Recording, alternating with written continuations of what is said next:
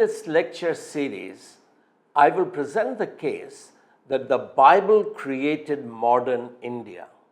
Let's begin with our name India. Did it come from the Bible?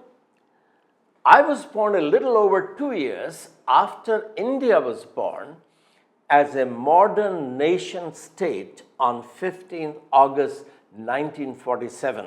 I grew up in UP and MP, singing North India's most popular nationalist song, Sare Jahan Se Acha Hai Hindustan Hamara. Hum bulbule hain iski, ye gulsita hamara. Translated into English, the opening stanza said, "Better than the entire world is our Hindustan. We are its nightingales, and it is our garden abode." Sir Muhammad Iqbal wrote this song in 1904, that is over a decade before Mahatma Gandhi returned from South Africa to India to lead the national struggle for independence. The song became an anthem of the independence struggle. It shaped the principle for which Mahatma Gandhi was killed. The sixth stanza said, "Religion does not teach us to bear animosity among ourselves. We are of Hind, our homeland is Hindustan." In Iqbal's own words, "मजहब नहीं सिखाता आपस में बैर रखना, हिंदी हैं हम, वतन है हिंदुस्तान हमारा." Iqbal's song made Hindustan the most loved name for our nation. It inspired popular slogans such as Jai Hind, victory to Hind, and Bharat Mata ki Jai, hail Mother India. Why didn't the Constitution then name our new nation Hindustan? The answer is said. The Constitution was drafted in the aftermath of Hindu-Muslim Sikh animosity that killed over 1 million or more people. It threw 10 million or more Hindustanis out of their homes. Iqbal wrote the song for children in 1904. By 1910, he had given up his naive idealism. In 1930, he came to my hometown, Allahabad, and there he propounded his two-nation theory, which he thought was more realistic. It assumed that neither Islam nor Hinduism had a vision of a nation that could be a garden for flowers that differed from each other vastly. Iqbal's realism became the basis for two-nation theory that partitioned India into Pakistan and India. Ground realities, however, forced the Constituent Assembly to accept the fact that the partition had aborted Iqbal's naive vision of Hindustan as a garden where everyone could blossom. The Constituent Assembly, which wrote the Constitution, was elected before independence in December 1946. The Assembly completed its work on January 25th, 1950. Its responsibilities included naming the new nation. In that process of naming, it considered suggestions such as Aryavrata, Bharatvarsh, and Jambudvipa. After due deliberation, the Constituent Assembly settled on two names. It said, India, that is Bharat, shall be a union of states. The alternative was discussed. Why not call it Bharat, that is India? But that did not find sufficient support. Why? Because calling Hindustan Aryavrata would have divided Aryans and non-Aryans. And no nation called Bharat had actually ever existed in India.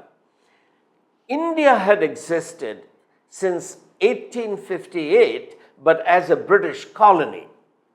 That intellectual environment began birthing nationalist organizations. The first of these was the Indian League, founded in Calcutta on 25th September 1875. Indian Association was founded on 26 July 1876 under the chairman of Reverend Krishna Mohan Banerjee. And then came Indian National Congress, which was founded in December of 1885 by a retired British civil servant, Alan Octavian Hume. Now, before the new nation was born in 1947, that is, before the Constituent Assembly started considering the appropriate name for Hindustan, Pandit Jawaharlal Nehru had already wrestled with the identity of the nation that was about to be born. From 1942 to 1946, Pandit Nehru had been imprisoned in Ahmednagar Fort, where he wrote his classic, The Discovery of India. In naming the newborn nation India, the Constituent Assembly came to the same conclusion as many nationalists had done, including Nehru. The question is that where did this name India come from? And the answer is it came from the Bible. In the next two lectures, I will point out that not just the name, but the DNA came from the Bible. India existed not in the geographic entity that is called India today, but in the European mind. Why did Columbus call Native Americans Indians? Columbus, when he reached America in 1492, he called the native people Indians. When Vasco da Gama reached Calicut in 1498, no Indian called himself Indian because the concept of India didn't exist in India. Captain Cook explored Australia almost 270 years after Vasco da Gama had come to India. Still, native Australians were called Indians until about 100 years ago. Why is Indonesia Indian Asia? Well, the answer is that India fascinated Europeans because the Bible's book of Esther mentioned India as the easternmost province of the Persian Empire. That is, when Esther was the Jewish queen of Persia. The book called Esther was the last historical book written as part of the Old Testament just before the Greek historians such as Herodotus began using the Greek word for India. They didn't call it India. India came from the Latin Bible.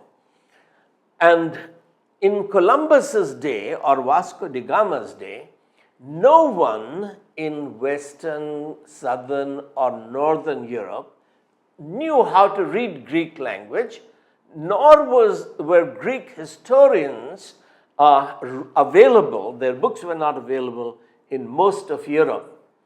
The Bible was available, and the Bible stimulated European interest in India. It not only gave the name India, but it forged the DNA of modern nation states that Indian National Congress and the Constituent Assembly began to thrash out or develop in their works and writings. We will consider these aspects in coming lectures. Thank you for listening. Stay tuned.